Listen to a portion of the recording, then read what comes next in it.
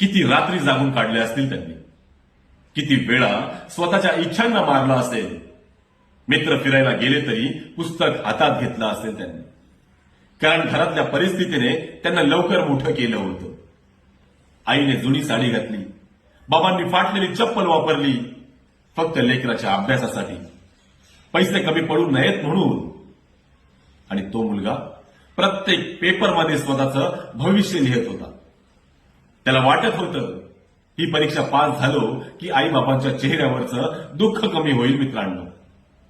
पण परीक्षा देऊन बाहेर पडल्यावर जेव्हा पेपर फुटला, ही बातमी समोर येते ना, तेव्हा फक्त डोळ्यात पाणी येत नाही, तर आतून पूर्ण माणूस तुटून जातो मित्रांनो. कारण गरिबांच्या मुलांकडे पैसे नसतात, ओळखही नसते, त्यांच्याकडे फक्त मेहनत असते मित्रांनो. आणि जेव्हा त्याच मेहनतीला किंमत राहत नाही ना, तेव्हा स्वप्न जगण्याची हिंमतही मरून जाते.